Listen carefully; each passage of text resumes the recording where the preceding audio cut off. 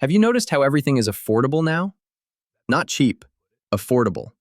Which is a very interesting word for something that's been quietly cooking people financially over a long period of time. Phones are affordable. Cars are affordable. Furniture is affordable. Yet somehow everyone I know is stressed about money. So clearly math is not mathing. Affordable used to mean you bought something and then it was done. You saved, you paid, you moved on with your life. Clean. No lingering effects. Now, affordable just means it won't hurt today, which sounds reasonable until you realize that's how most long-term problems start. Because companies don't really sell prices anymore. They sell monthly comfort. Cars aren't $30,000. They're $399 a month. Phones aren't $1,200. They're less than $40 a month. And that framing matters because that's not a purchase.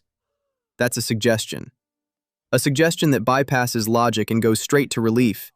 Your brain sees $49 a month and shrugs. Your brain sees $3,000 total and immediately rejects the idea. So the total never shows up, because if it did, the conversation would end on the spot. You never see an ad that says, only $49 a month for the next 5 years until you quietly regret this. That doesn't sell. And over time, something weird starts to happen. You stop remembering what you're even paying for. You open your bank app and it feels less like a statement and more like a list of strangers. Charges you don't emotionally recognize but legally agreed to. That's when people start feeling broke even when the numbers say they're not. Not because they're bad with money, but because their income is already spoken for before it even arrives. Rent, car, phone, subscriptions, random services that made sense at the time. Your paycheck doesn't feel like income anymore. It feels like a delivery that already has instructions attached. This also explains why raises don't land the way people expect. You get a raise, and for a few minutes you feel like something changed. Then nothing actually changes because fixed costs don't celebrate with you. They just absorb the difference. Budgeting doesn't create flexibility. It just decides which obligation goes first. That's not freedom. That's management. And this is where buy now, pay later slides into the picture, because it feels like a solution to a timing problem.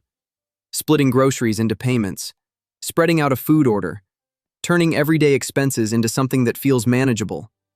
On the surface, it looks practical. You're not buying anything extravagant. You're smoothing cash flow. And that's why people use it. Not out of recklessness, but because expenses cluster. Bills don't wait for each other. Life doesn't space itself out neatly. So when an app says, handle this later, it feels like breathing room. But here's the part most people don't see. Everyone assumes the damage here flows one way, that consumers lose and the companies win. But buy now, pay later companies aren't quietly raking in profit. They're losing money. A lot of it. Take Klarna. Over the past several years, the company has consistently spent far more than it has made. Not a rough patch, not a temporary dip, a pattern. The money keeping things running isn't coming from profits. It's coming from investors, which means the business itself is operating on the same logic it sells to users. Spend now. Figure it out later. The problem is that this model only works when customers stay stable. But when essentials get financed, stability is already under pressure. Missed payments don't disappear. Late fees don't cover losses. Volume doesn't magically fix risk. The more normalized this behavior becomes, the weaker the model gets. So instead of a system that quietly exploits people forever, what you actually have is something fragile. Consumers feel boxed in. Companies bleed cash. Investors fund the gap hoping profitability arrives eventually. It's not a cash machine. It's a system buying time. And systems that survive by buying time eventually have to pay for it.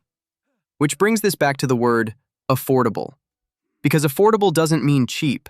It means the pain was broken into pieces small enough to accept. And pieces that small don't feel dangerous individually. They only become a problem when they stack. That's why people feel stuck. Not because they failed, but because flexibility disappeared quietly. They can't pivot. They can't take risks. They can't leave situations without running numbers in their head first. They're not broke. They're financially boxed in. Now, to be clear, financing itself isn't evil. Monthly payments can make sense. They can smooth timing. They can buy breathing room. They can help in specific situations. The problem is when everything in life is framed as affordable, because then nothing ever ends. It's just a long subscription to obligation. And that's the real question. Not, can I afford this? But, how long am I carrying it? Because an expense that ends feels like relief. An expense that never ends feels like background anxiety. That's the lie of affordable. It doesn't remove cost, it hides it. So if you felt like you're doing everything right and still not getting ahead, you're not crazy. You're just navigating a system that optimized for comfort now and invoices you later, quietly, politely, every month. This channel exists to explain why money feels heavier than it used to. Why reasonable decisions end up feeling exhausting. If that sounds like your thing, subscribe. Not to get rich quick, but to understand the rules before they understand you.